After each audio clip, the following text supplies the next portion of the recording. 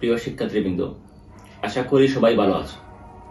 তোমরা যারা 2025 সালের এসএসসি পরীক্ষায় উত্তীর্ণ হয়েছ, তোমাদের সকলকে আন্তরিক শুভেচ্ছা ও অভিনন্দন।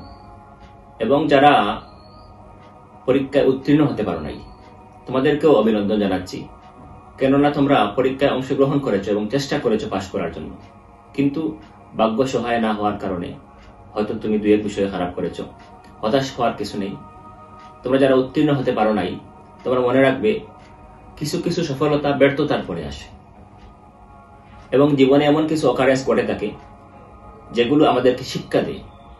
তোমাদের হয়তো যারা ফেল করেছো এই মুহূর্তে এই ফিলিংসটা আসতেছে যে যদি আমি লেখাপড়ায় আরেকটু মনোযোগী হতাম, আমি যদি আরেকটু পরিশ্রম করতাম, তাহলে আমার ফলাফল হয়তো আর ভালো হতো এবং আমি কোনো বিষয়ে ফেল করতাম না। এই ফিলিংসটা আসা একান্তই স্বাভাবিক, এবং তোমাদের এই ফিলিংসটা ধরে রাখতে হবে এবং এই ফিলিংস থেকে শিক্ষা নিয়ে তোমাদেরকে পরবর্তী পরীক্ষার জন্য প্রস্তুতি গ্রহণ করতে হবে। লেখাপড়ায় তোমাদেরকে মনোযোগী হতে হবে এবং পরিশ্রম করতে হবে। শুধুমাত্র লেখাপড়া নয়, বরং পৃথিবীর সকল কাজেই, পৃথিবীর যে কোনো কাজেই তুমি যদি সফল হতে চাও, ভালো কিছু করতে চাও, তাহলে তোমাকে মনোযোগী হতে হবে এবং পরিশ্রম করতে হবে। লেখাপড়া যারা করো, তোমাদের প্রথম এবং প্রধান কাজ হচ্ছে পড়াশোনা করা, জ্ঞান চর্চা করা, তোমাদের মস্তিষ্ক, তোমাদের দক্ষতাকে বৃদ্ধি করা।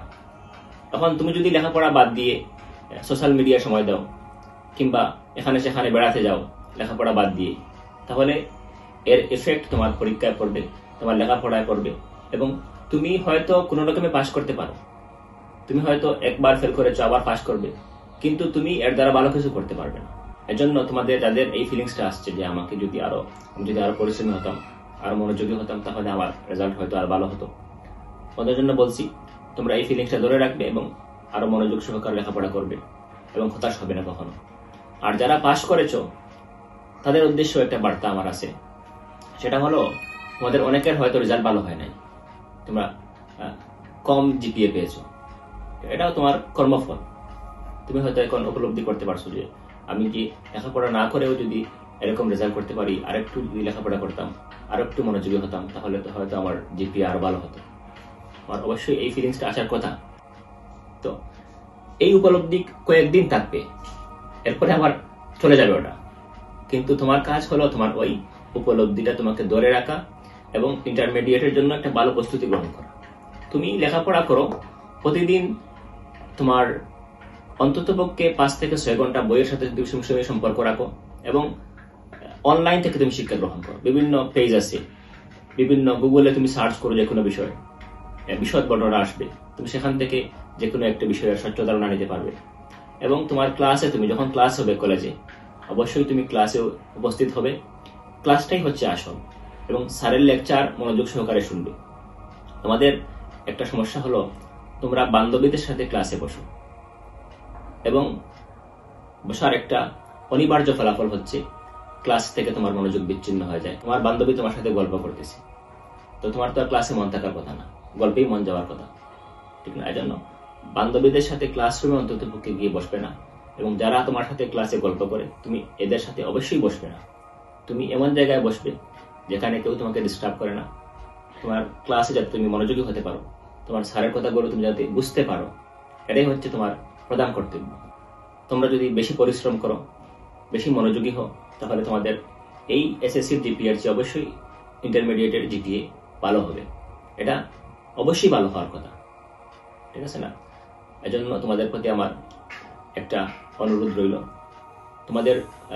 তোমরা মনে রাখবে তোমাদের জীবন গঠনে এই এসএসসি এবং এইচএসসি উচ্চশিক্ষার জন্য, তোমরা যারা এসএসসি পাস করেছো, তোমাদেরকে আমি ক্লাসেও অনেক সময় বলেছি, এখন আবার বলছি এজন্য যে এখন হয়তো অনেকে আমার ছাত্র নয়, কিন্তু আমার কথা শুনছে, এদের উদ্দেশ্যে বলছি, তোমার উচ্চশিক্ষার জন্য এসএসসি এবং এইচএসসি সবচেয়ে গুরুত্বপূর্ণ।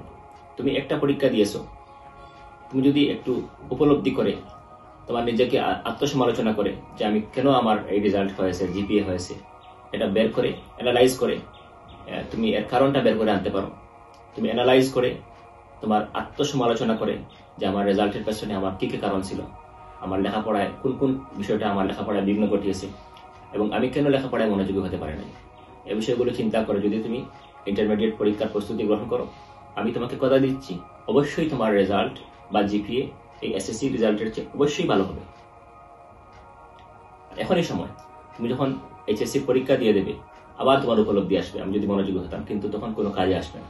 যেমন তোমার এখন যে ফিলিংস আসতেছে যে আমি যদি আরেকটু মনোযোগী হতাম তাহলে আমার এ প্লাসটা চলে আসতো, আমার অনেক বিষয়ে এ আসছে, আরেকটু মনোযোগী হলে এমসিকিউ যদি ভালো হতো তাহলে আমি এ প্লাস পেয়ে যেতাম।